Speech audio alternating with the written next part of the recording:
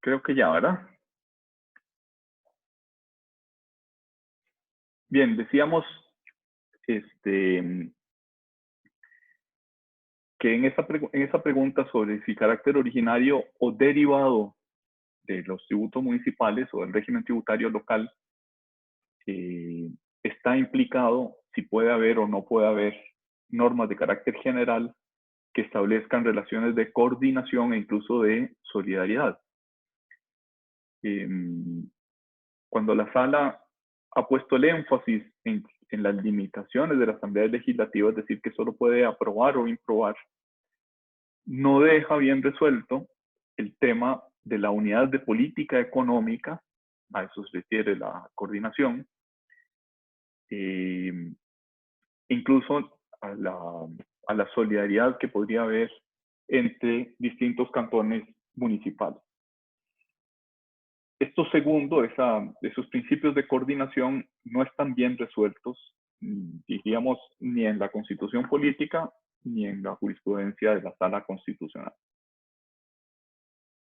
¿Qué exigiría un principio de coordinación? Y para esto sería, pues en realidad, necesario el aprobar una reforma constitucional, pero parece necesario para completar nuestro régimen tributario.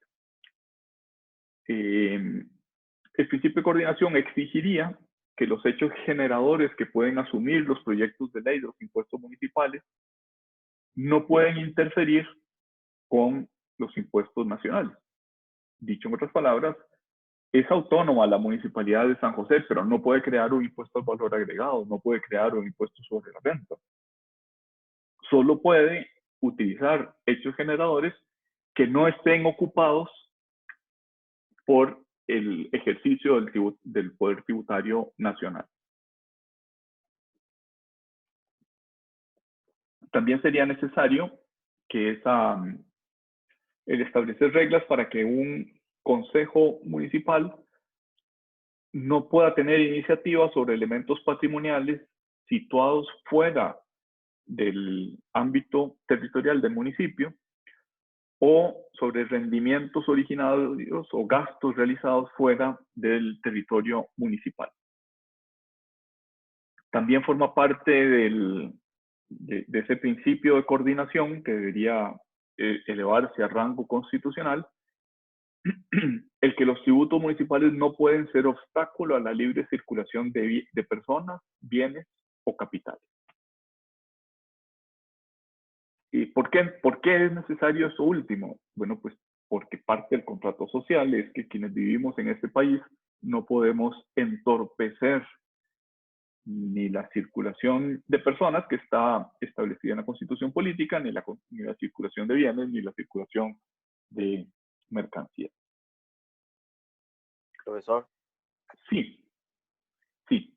em, suponiéndose que se creara eso, ¿cómo sería para que no se cree un tributo sobre tributo, digamos, disimuladamente?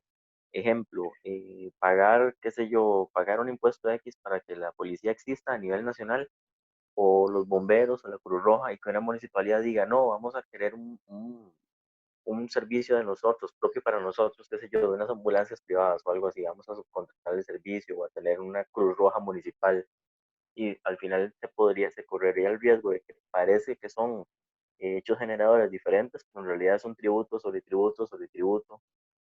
Sería muy caro el país, honestamente. Eh, sí.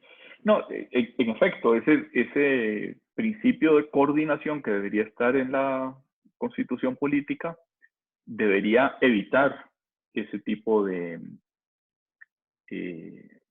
problemas. ¿Cómo lo evita? Bueno, diciendo tales hechos generadores, si ya están, por decirlo de alguna manera, tomados por el poder tributario nacional, no pueden ser objeto de tributos locales. Es básicamente lo que decía la filmina anterior, ¿verdad? O sea, limitar los hechos generadores, esta es la primera pregunta, y después reglas, obviamente pues esas reglas apenas están esbozadas aquí, solo dice qué deben pretender esas reglas, pero no dice cuál es el contenido concreto de esas reglas, que no pueden sujetar elementos de patrimonios o de propiedad fuera del territorio, rendimientos, es decir, rentas, fuera del territorio o incluso gastos realizados fuera del territorio. Profe, pero Eh, es que en sí, la práctica, en mi opinión, ¿verdad?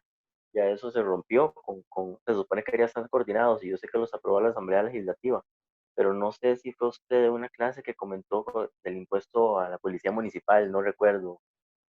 También sea el caso de muchas policías de tránsito, digamos, municipales que figuran, digamos, con recursos de la municipalidad, pero hay que recordar que además está la policía regular y que además está la policía de tránsito regular. O sea, claro, pero el enfoque de tu pregunta es por el lado del servicio, no por el lado de la financiación.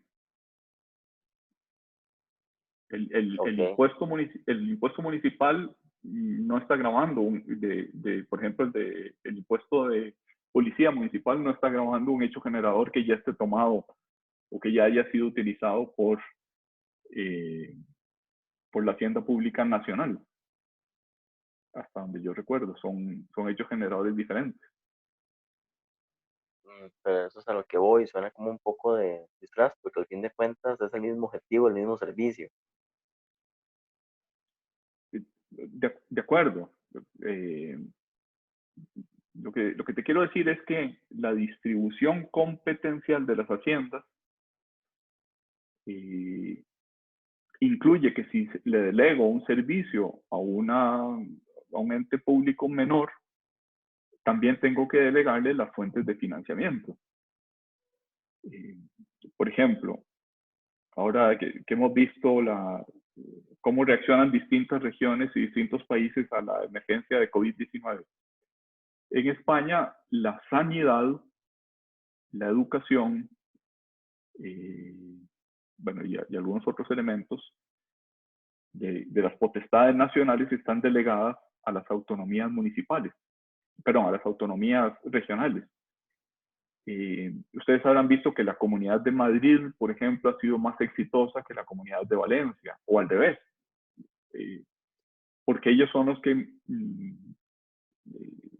digamos, organizan la prestación de esos servicios y el financiamiento de esos servicios. Sin duda en España existe un aparato policial nacional, pero también existen aparatos policiales de niveles regionales o incluso eh, de provincias menores a las autonomías municipales. Y cada una tiene su financiamiento. La prestación del servicio delegado, de un servicio de seguridad que pareciera ser que constitucionalmente debe garantizarse un mínimo de seguridad común para todos los ciudadanos, eh, no impide que la prestación concreta la haga el Zainza, no sé si se pronunciará así, el Chancha, que es la policía del País Vasco, pero que haya también una coordinación entre la policía del País Vasco con la Policía Nacional.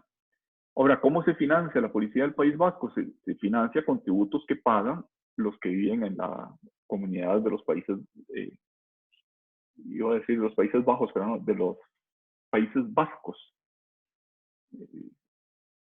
No sé si con eso estoy respondiendo o más bien eludiendo tu pregunta.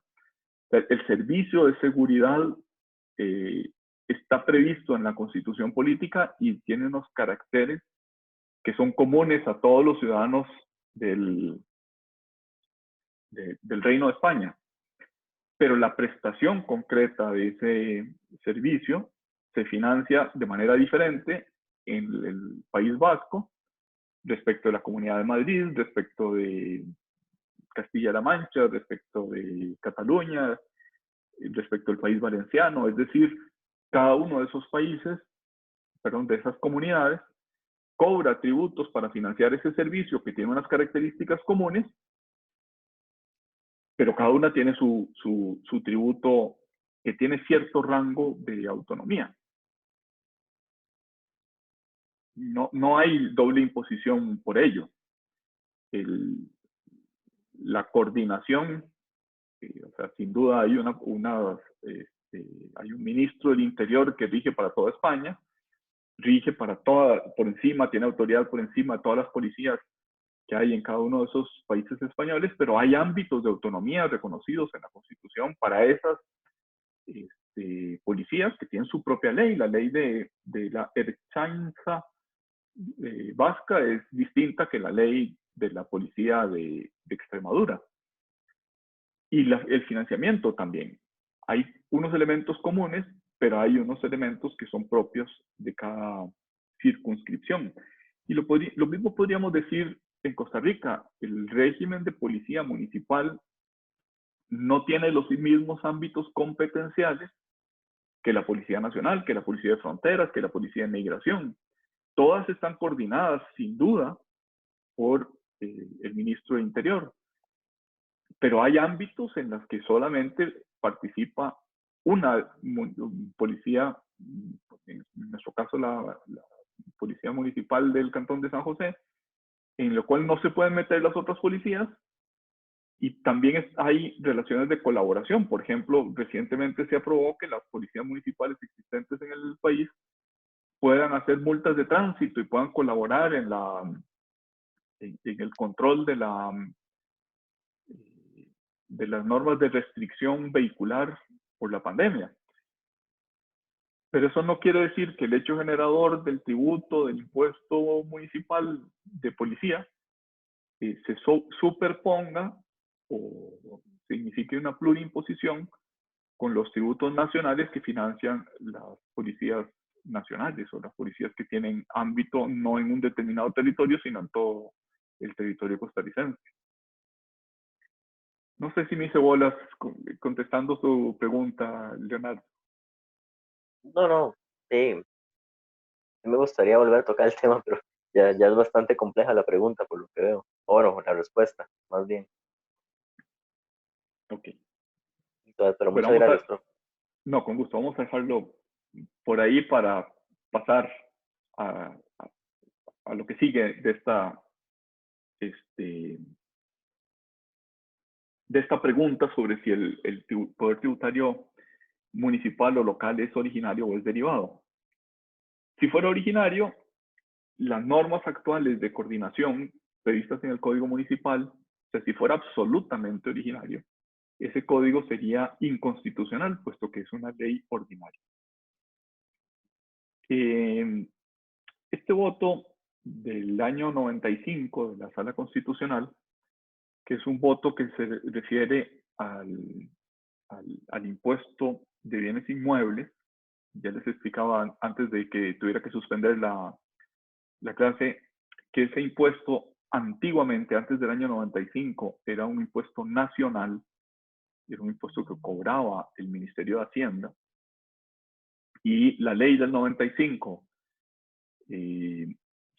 cedió ese impuesto a las municipalidades. Con ocasión de ese entonces proyecto de ley, se produjo el voto 3930 de la Sala Constitucional del año 95, diciendo que aunque era un impuesto de incidencia municipal, esto es un impuesto cuya recaudación y administración estaba cedida a la municipalidad, no se necesitaba que fuera un impuesto de iniciativa municipal, puesto que no era el de la última parte del artículo 121, inciso 13, que establece que los tributos municipales solo pueden ser autorizados por la Asamblea Legislativa, es decir, que su iniciativa corresponda necesariamente a los consejos municipales. Dijo la Sala con un razonamiento un poco alambicado y quizás me parece que no exacto, que no era inconstitucional si los intereses y los servicios locales iban a ser financiados exclusivamente por los municipios, esto es, por los habitantes del municipio. A mí me parece que la razón no es esa, la razón del régimen de la hacienda pública es que el hecho de que haya tributos propios de la autonomía municipal no impide que haya tributos que puedan cederse de la hacienda pública a la hacienda local. Es decir, según ese voto de la Sala Constitucional, se salva el escollo del 121.13 líneas finales en la medida en que los sujetos sean residentes. y residentes en sentido amplio. Residentes quiere decir que el bien, que es el hecho generador del tributo, esté localizado o domiciliado en el cantón. Y ello es así siempre, puesto que en un impuesto de bienes inmuebles, los inmuebles se caracterizan porque no se pueden mover. Eso quiere decir etimológicamente inmueble. A mí me parece que no hizo hincapié la Sala Constitucional en si de alguna manera el Estado puede incidir en la regulación de los tributos propios. Digamos, aquí se planteaba el tema no solo de la constitucionalidad del impuesto de bienes inmuebles, sino también y sobre todo la constitucionalidad del órgano de normalización técnica, que es un órgano adscrito al Ministerio de Hacienda, que aprueba algunos de los parámetros sobre los que se cobra ese impuesto de bienes inmuebles. En concreto, el valor de la tierra en una determinada circunscripción, el valor de la construcción, el valor por metro cuadrado, dijéramos, qué sé yo, de las piscinas o de las áreas comunes de los condominios, etcétera. Ese órgano de normalización técnica, decíamos que está adscrito al Ministerio de Hacienda. No es digamos, es un elemento esencial del tributo, la base imponible, es uno de los elementos de cuantificación del tributo, que no es determinado por el municipio, sino que es determinado por un típico órgano centralizado adscrito al Ministerio de Hacienda. No basta para decir que el Estado puede incidir en la regulación o en el reglamento de ese tributo, del tributo de bienes inmuebles, en la medida en que los beneficiarios de los servicios que se presten con se financien con ese tributo sean habitantes del municipio, sean municipios. Me parece que hizo falta decir, bueno, en el caso de que el tributo no sea propio de la municipalidad, sino que sea un tributo cedido, propio de la Hacienda Pública Nacional, que se cede a la administración municipal, sin duda que el reglamento es un reglamento que puede hacer el Poder Ejecutivo y no tienen que hacerlo los municipios. Ese es el caso del reglamento de la Ley del Impuesto de Bienes Inmuebles. Es un decreto ejecutivo del Estado costarricense, firmado por el presidente y por el ministro de Hacienda. No es un reglamento que hayan aprobado las municipalidades. Entonces, ¿qué cuestiones están sin resolver? Si el poder tributario es originario,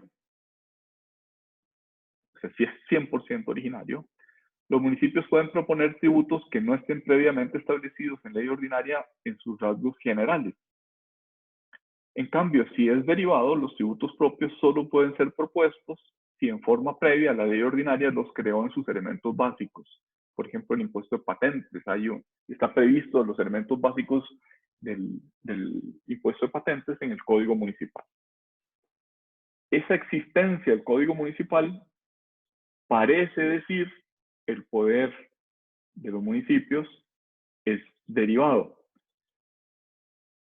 En cambio, la exigencia de que la iniciativa del impuesto de patentes sea necesariamente del Consejo y que la Asamblea Legislativa no pueda alterar o modificar esa propuesta del Consejo, tendería a decir ese poder es originario.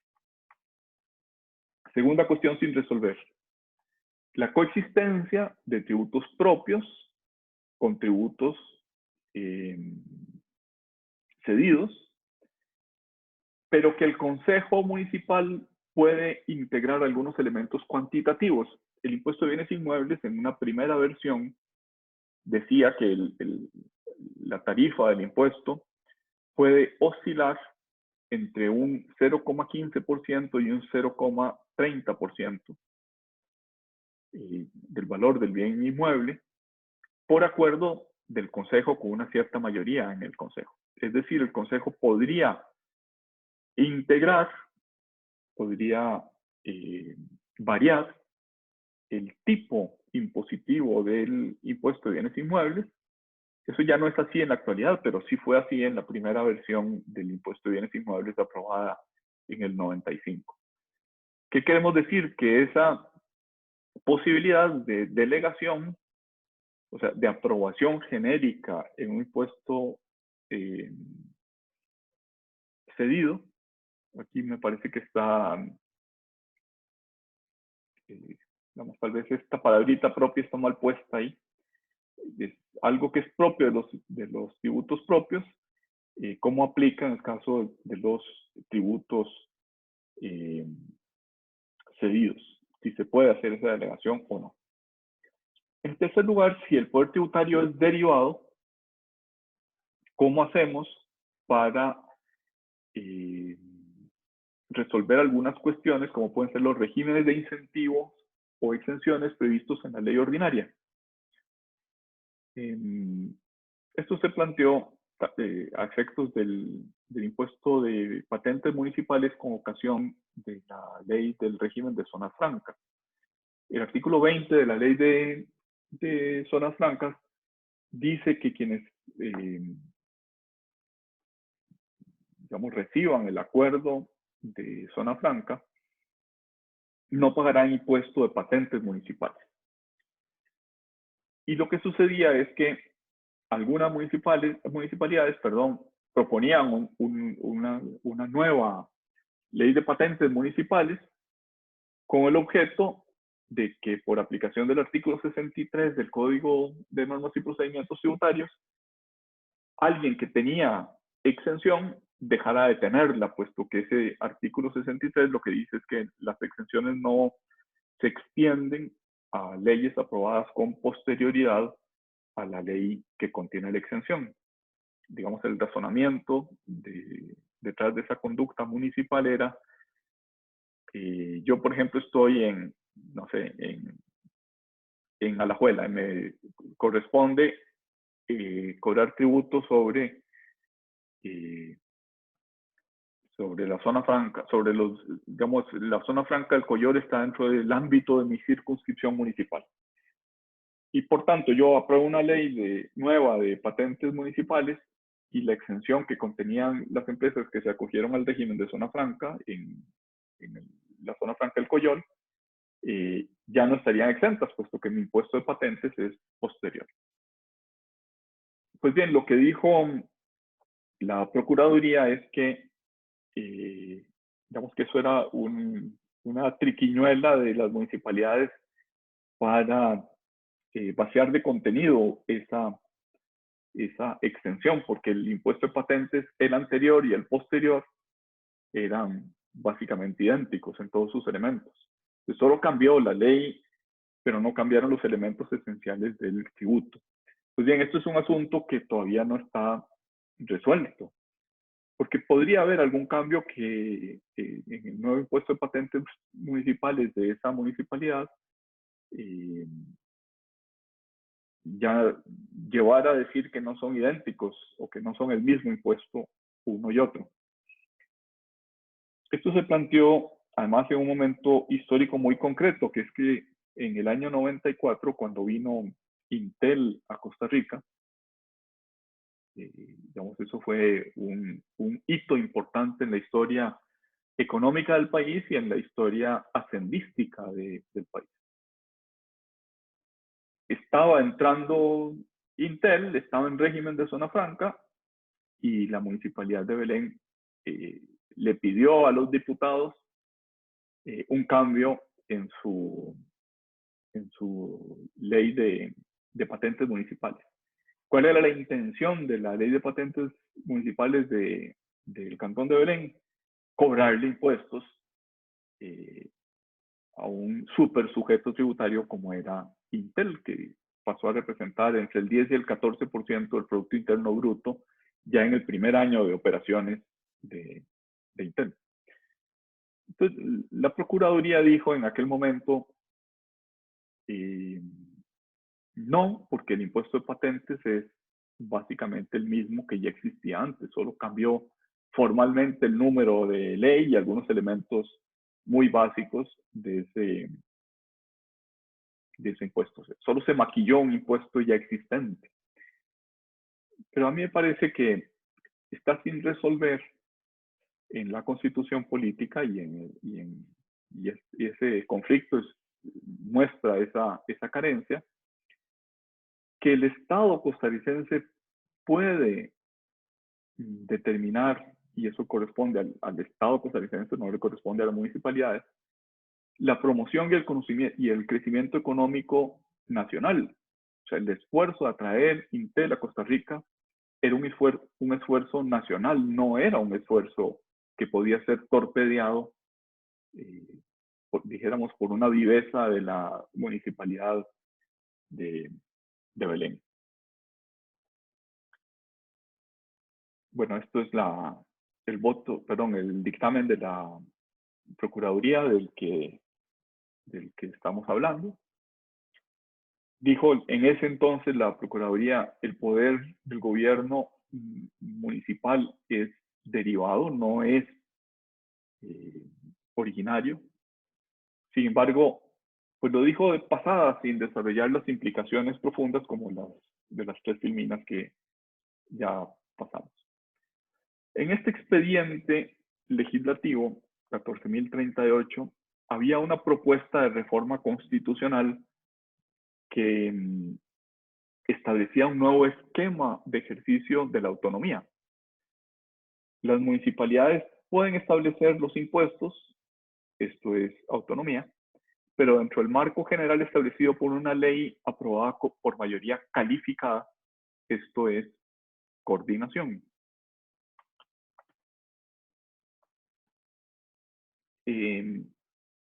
Antes de pasar a eso, este expediente legislativo no ha sido aprobado y no parece que vaya a hacerlo. Ya expiró el plazo constitucional para que se aprobara ese proyecto de reforma constitucional. De tal manera que al día de hoy no tenemos un marco que garantice la existencia y los límites de dos principios que parecen contrapuestos, el de autonomía y el de coordinación. Ya hablamos de las tasas. Según la Sala Constitucional, voto del año 99, no requieren de aprobación legislativa. Basta con el control de legalidad que ejerce la Contraloría General de la República. Sin embargo, en Costa Rica, el Código Municipal es el que crea las tasas municipales y el Consejo las aprueba. Es una especie de ejercicio mixto de un Código Municipal, de nuevo principio de coordinación, y del Consejo Municipal, autonomía en los elementos cuantitativos y cualitativos de las tasas. En España el régimen es un poquito distinto. El Consejo crea las tasas, no las crea un código municipal o una ley de carácter nacional, y el alcalde crea los precios públicos. De nuevo, ese no es el régimen de Costa Rica, ese es el régimen español. El Código Municipal no distingue entre tasas y precios públicos, de tal manera que habría que usar el criterio implícito del artículo 4 del Código de Normas y Procedimientos Tributarios, según el cual, si el servicio es inherente a la actividad pública, es una tasa; cuando no lo sea, es un precio público. También es tasa si el servicio es de recepción o de solicitud obligatoria. Y en segundo lugar, y esto ya no es de nuestra legislación, sino de la legislación española, cuando algo no es susceptible de prestación por la iniciativa privada, aunque esté en régimen de forma aunque digamos esté concesionado, pero no puede haber iniciativa privada, entonces se habla de tasa. Cuando sí pueda ser prestado por iniciativa privada, se habla de precios públicos. Aquí en Costa Rica este problema se ha planteado con ocasión de los cánones de la zona marítimo terrestre. Según la jurisprudencia de la Sala Constitucional, esos cánones no son tasas, sino que son precios públicos. Y esa jurisprudencia ha sido, este es el voto inicial del 96, pero ha sido reiterado ya en el siglo XXI en más de una ocasión. ¿Qué consecuencias tiene? Que los elementos generales de ese precio público no están en la ley de la zona marítimo terrestre, sino que están en acuerdos de los consejos municipales. Y eso pues es relativamente hablando grave, puesto que los consejos municipales no están sometidos al control político que sí estaba establecido en una asamblea legislativa. Y con esto damos por terminado el tema de principio de legalidad o de reserva de ley. Abro espacio para preguntas y respuestas, y si no las hubiera, quedaríamos ahí por el día de hoy.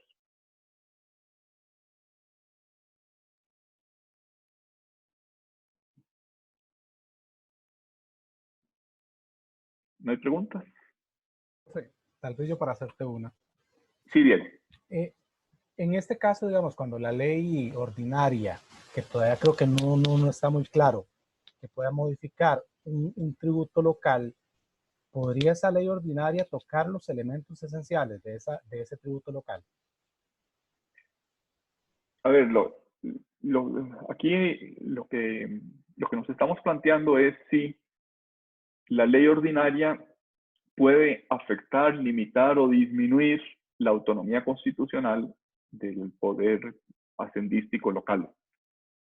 Y esa pregunta, en el fondo, lo que estamos diciendo es, no puede en sus elementos esenciales, pero de la autonomía municipal. ¿Qué sí puede hacer? Puede establecer límites de coordinación, puede establecer límites de que esos tributos no puedan invadir la hacienda pública nacional, puede establecer límites en cuanto a los hechos generadores que puede escoger. En el fondo lo que estamos diciendo es esa discusión, esa, dijéramos, coexistencia entre el principio de autonomía y el principio de coordinación no está bien resuelta por nuestra constitución política, no está bien resuelta a nivel de la jurisprudencia constitucional tampoco. Y la propuesta de reforma constitucional, que como ya dijimos, no llegó a primera base, no fue aprobada, pues sí establecía que la iniciativa de los tributos locales pertenecía al Consejo Municipal, pero que la ley ordinaria, y en este caso con una mayoría calificada, una mayoría de 3/4 partes de los diputados, podía establecer esos límites o esas necesidades de coordinación.